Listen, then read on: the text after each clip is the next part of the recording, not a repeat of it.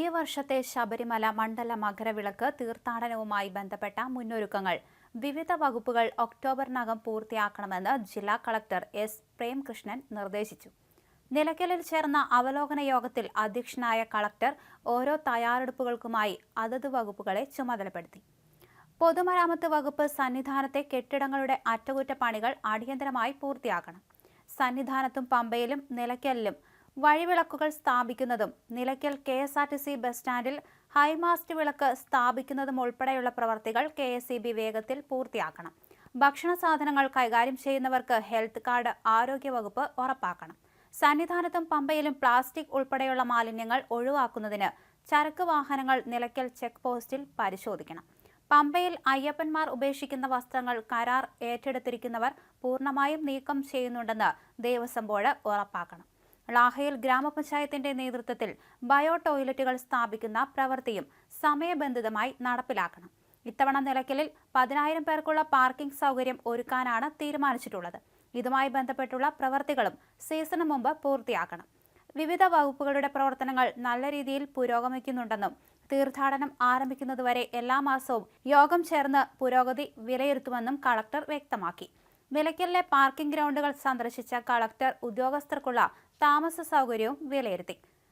Thiruvithamkoor Devaswom board president advocate PS Prasanth, Pathanamthitta നഗരസഭാ അധ്യക്ഷൻ advocate T Sakeer Hussain, Ranni block panchayat president KS Gopi, Thiruvalla sub collector Safna Nasaruddin, Peermade Periyar tiger reserve deputy director S Sandeep, ജനപ്രതിനിധികൾ, വിവിധ വകുപ്പ് തല ഉദ്യോഗസ്ഥർ തുടങ്ങിയവർ പങ്കെടുത്തു.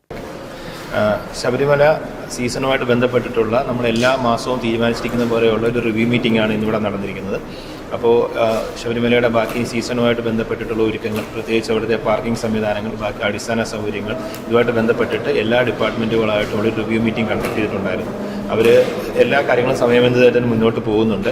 അപ്പം ഇത്തവണ നമ്മൾ ഒരു 10,000-ഓളം ആളുകൾക്ക് പാർക്കിംഗ് സംവിധാനമാണ് ഒരുക്കാൻ തീരുമാനിച്ചിരിക്കുന്നത്. അതോടൊപ്പം തന്നെ ബാക്കി അറ്റകുറ്റപ്പണികളെല്ലാം തന്നെ കൃത്യമായ സമയബന്ധിതത്തിന് ചെയ്യുന്നുണ്ട്.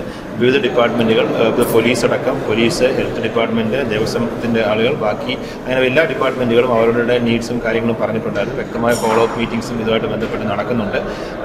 ഇപ്പോൾ ഒരു നല്ല രീതിയിൽ തന്നെ നമുക്ക് കാര്യങ്ങൾ മുന്നോട്ട് പോകുന്നുണ്ട്. അടുത്ത മാസവും ഇതേപോലെ തന്നെ ഒരു മീറ്റിംഗ് കണ്ടക്ട് ചെയ്തിട്ട് ഇനിയിപ്പോൾ സീസൺ ആകുന്നവരെ റെഗുലറായിട്ടുള്ള മീറ്റിംഗ് കണ്ടക്ട് ചെയ്യാനാണ് തീരുമാനിച്ചിരിക്കുന്നത്. ദേവസ്വം ബോർഡ് പ്രസിഡന്റ് എന്നുള്ള നിലയിൽ ഞാൻ പങ്കെടുക്കുന്ന 2ാമത്തെ മീറ്റിംഗാണ്. പക്ഷേ കളക്ടറുടെ നേതൃത്വത്തിൽ ഇത് 4ാമത്തെ മീറ്റിംഗായി മാറിയെന്നാണ് എനിക്ക് തോന്നുന്നത്. വളരെ നന്നായി ഡിപ്പാർട്ട്മെൻറ്റുകളെ കോർഡിനേറ്റ് ചെയ്തുകൊണ്ട് മുന്നോട്ട് പോകുന്ന ഒരു ജില്ലാ ഭരണ സംവിധാനമാണ് നമുക്കുള്ളത്. അതുകൊണ്ട് തന്നെ ഈ വരുന്ന മണ്ഡല മകരവിളക്ക് മഹോത്സവം സംതൃപ്തമായ ഒരു കാലഘട്ടമാകുമെന്ന് വിശ്വസിക്കുന്നു.